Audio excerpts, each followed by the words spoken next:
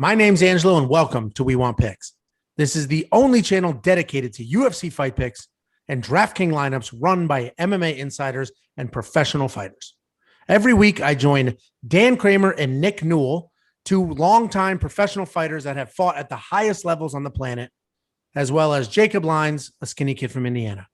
So join us every single week for our full fight card breakdowns, our individual fight card breakdowns, our betting guide, and our DraftKings lineups. Next up at UFC Vegas 24, we have late replacement Andrei Arlovski versus Chase Sherman.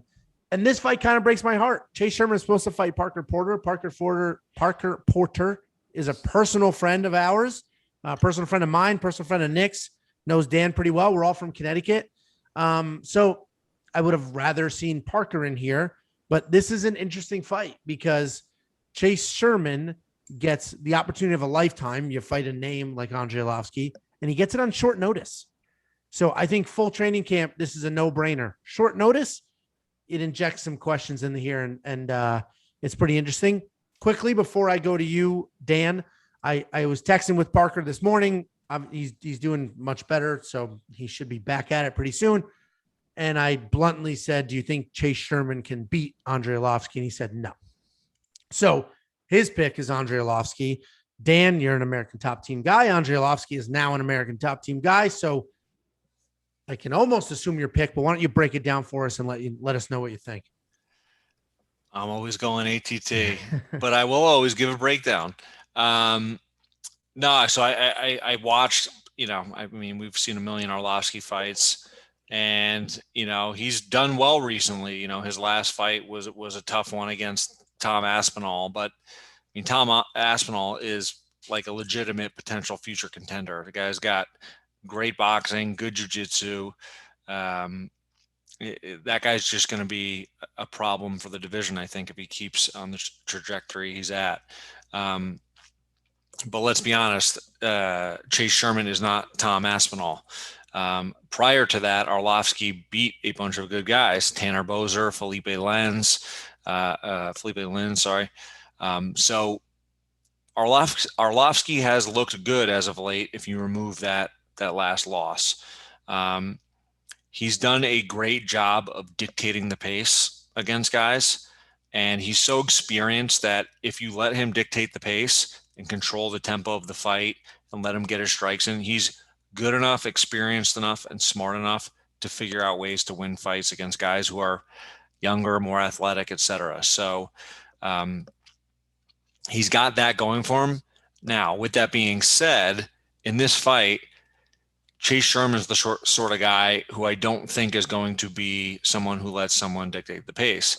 Now, I think that can work in Arlovski's favor because from what I saw on tape from Sherman, well, first of all, he trains at Jackson Wink, so or he did, I believe, in his last fight. So assuming he's still there, you got to imagine he's improving. But from what I saw on tape, he's got holes in his defense, just point blank. He's got, like, let's go through his fights, right? So he's 2-5 in the UFC, and then he got cut. Then he won 3 straight and got a shot again and won. And he steamrolled all the guys, but they were all kind of, they were not upper level competition, right? So he looked good in all the fights, early finishes, etc. But in his striking, he stands pretty straight up and stationary, not a lot of footwork. He does have a counter, a good counter and check left hook. And he can do it kind of moving backwards and forward. So he's always looking for that left hook to catch you coming in or when he's moving forward. But he drops his hands. He drops his jab before and after he throws it. It's like, the first rule of boxing, right? You learn it's right here and back. He drops it before the jab, and then when he resets, he drops it as well.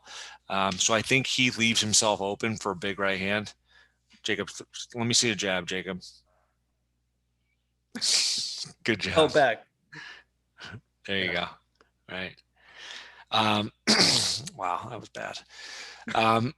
So I just think he's, excuse me. I think he's obviously younger. He hits hard, and he's willing to take one to give one. But I think Arlovski's smart enough, skilled enough, and good, just good enough of a striker to find that opening when Sherman leaves himself open, and there will be spots.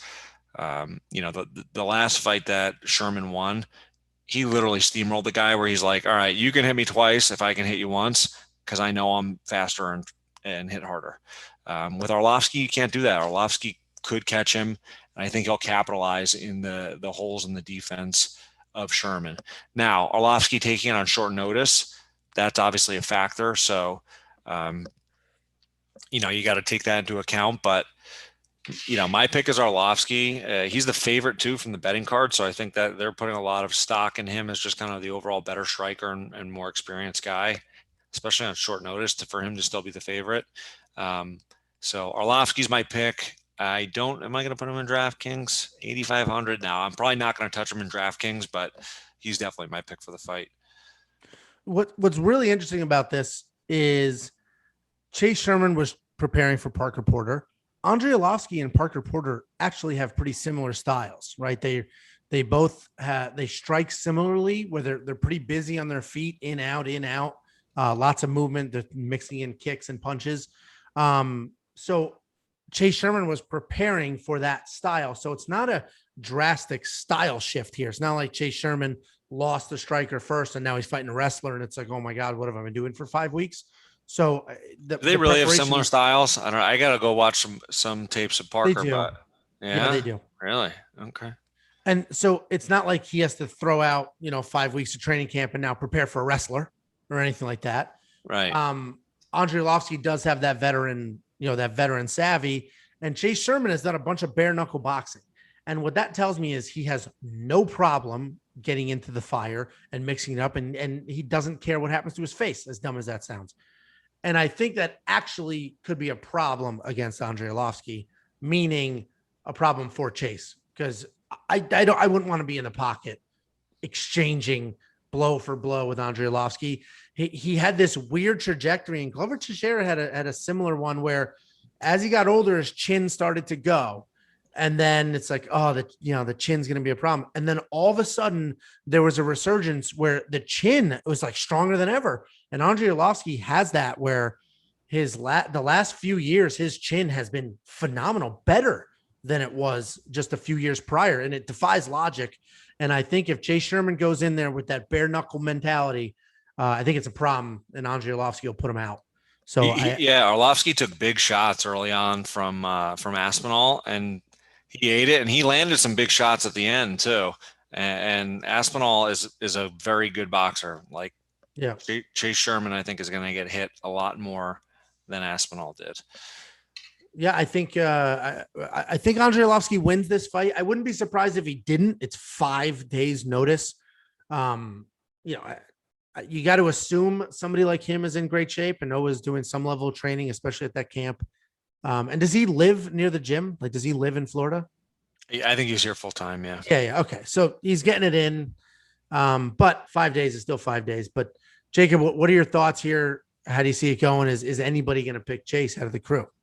Yeah, I'm also getting it in. Andrei Arlovski, you mentioned the down slope, and then he's back on the up slope. At that age, sometimes, every time, eventually that starts to keel back over and you start going back down. I think you saw that a little bit in the last fight. I think he lost a little bit of a step. He struggled with the speed of the punches. And I think Chase Sherman is quick enough, to get in there. And I think there's just at some point you can't just keep winning, right? At some point you lose a step. I mean, with that age. And I think that there's just, this fight is you're going to see that he lost a step. And Chase Sherman also with the bare knuckle, he was 1-1-1 in the bare knuckle fights, but he also he was a split draw, and then he fought for the heavyweight title and won. So he was actually the heavyweight champion of the bare knuckles foundation, whatever they're called. So when they announce them, they say the heavyweight champion with a record of 1-1-1. Well, at that point he was 1-1. Yeah. Oh, okay. Oh no, he was 1-0-1. That's what he was. Because then he lost. Right. Yeah, so he's 1-0-1. Yeah. So they put an emphatic undefeated in front of that. Oh yeah, undefeated. Like right. Jacob's lock of the weeks. Right. Yeah. No.